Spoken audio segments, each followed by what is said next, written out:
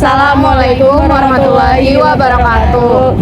Kami dari kelompok 4 di sini mau mewawancara UMKM di daerah sekitar UBP Karawang.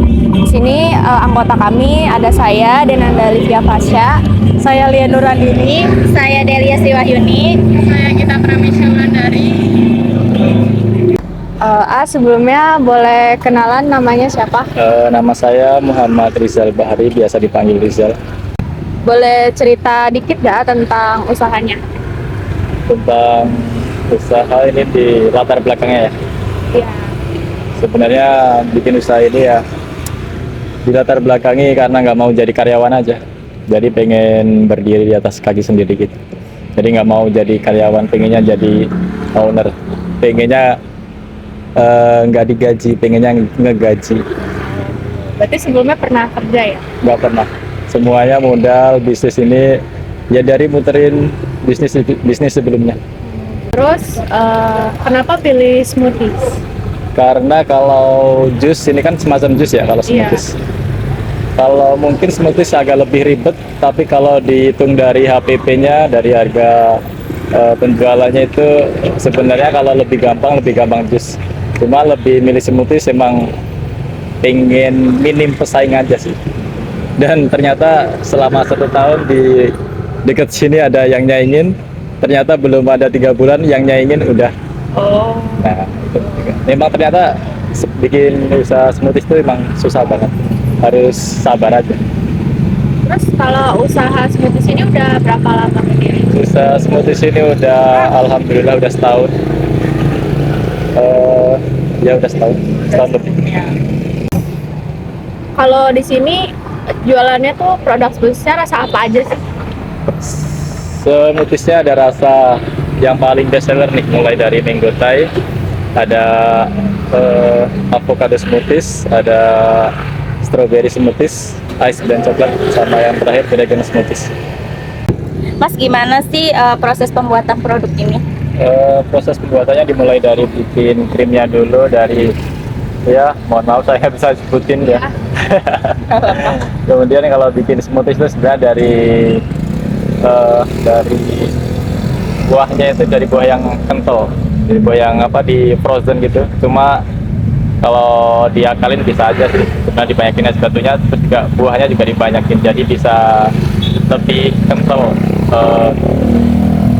Smoothies kan basic dari dasarnya smoothies itu kan namanya smooth gitu, halus. Masnya untuk mendapatkan bahan bakunya buat keperluan usahanya itu nyari sendiri apa ada yang supply gitu? Untuk dari awal-awal sih masih nyari-nyari sendiri, karena udah sampai lama, berjalan lama gitu. Akhirnya banyak supplier yang nawarin mulai dari buahnya, mulai dari bahan bakunya, akhirnya ya dapat harga yang cocok dan pas. Masnya di sini ada karyawan? Untuk sementara yang pegang masih ownernya sendiri. Boleh tahu nggak Mas, pemasaran dan penjualannya bagaimana ya? Untuk pemasaran dan penjualan sekarang bisa offline, dan waktu awal jualan langsung didaftarin ke online sih, di GrabFood, di GrabFood, di Shopee Food, di GoFood. Nah kalau offline ya offline aja, bayarnya bisa cash, bisa kris. Iya. Selanjutnya, apakah lebih banyak pembeli berasal dari sekitar tempat usaha atau melalui online? Kalau sama sih, 50-50, ada Setara yang berarti ya? offline, ada yang online. Bahkan yang offline sampai waktu itu banyak yang dari jauh-jauh, dari Kelari, dari kita aja juga dari Cikarang jauh-jauh ke sini. Padahal di Cikarang ada smoothies yang ramai banget. Ya berarti ciri khasnya kali Mas ya? Nggak tahu deh. Ya. Padahal juga nggak enak. Enak loh, ya, enak katanya. Apa tantangan terbesar yang dihadapi saat memasarkan ya Mas? Saat memasarkan, tantangan yang paling besar mungkin kadang ya kesel aja sih sama customer ya. Tapi ya namanya penjual ya harus tetap sabar. Kayaknya ya mungkin kalau dari UMKM dari ini sih, preman-preman yang marak-marak itu. Jatah berarti ya Mas? Iya. Tapi kalau sementara gua nggak kasih, berani sama gua. Gimana sih cara Masnya mengatur keuangan usaha smoothies ini? Kalau dari keuangan mungkin bisa dihitung belanja bulanan ya. Jadi belanja bulanan, jadi beli dari cupnya. Kalau untuk dari buahnya nggak bisa belanja bulanan, soalnya kalau buah itu nggak bisa bertahan lama. Jadi belinya itu ya mungkin 3 hari sekali, 4 hari sekali. Jadi belinya langsung banyak tuh. Kalau buat cupnya, buat sedotan, sendok itu bisa belanja bulanan sehingga dari perhitungan uangnya itu semuanya bisa terhitung. Terus, apa usaha ini sudah pernah mendapatkan bantuan atau pinjaman dari pemerintah atau lembaga lain? Selama ini masih belum sih, yang paling banyak datang supplier. Kendala apa aja sih kesulitan yang dihadapi dalam usaha ini? Kalau kendala mungkin dari ini ya, kadang namanya buah itu kan musiman ya, jadi harganya bisa naik turun. Nah, itu harus disiasatin gimana caranya tetap untung. Nah, dan juga gimana caranya konsumen bisa tetap balik lagi. Sejak kapan sih kendala itu mulai muncul? Mungkin dari 3 bulan, 2 bulan pertama buka usaha sih. Karena emang waktu awal-awal ya namanya jualan smoothies itu kan sama kayak jualan jus, jadi buah-buahan baru terjun pertama kali di situ, belanja buah-buahan, kenal buah-buahan itu bisa bertahan berapa lama. Nah itu sekitar 2 bulan 3 bulan. Terus juga waktu awal-awal nggak tahu harganya bakal stabil seperti ini, terus ternyata bakal naik turun sehingga harga pokok penjualan itu berubah-ubah. Terus menurut Masnya penyebab utama dari kendala ini tuh apa? Penyebab utamanya itu dari buah yang musiman sehingga harganya naik turun. Terus apa kendala ini mempengaruhi penjualan produksi atau hal yang lainnya? Iya, sangat sekali sangat mempengaruhi produksi. Apalagi dari segi keuntungan ya. Kalau lagi nggak musim sangat dikit sekali untungnya. Terus apa saja sih kendala utama yang dihadapi usaha ini sehari-hari?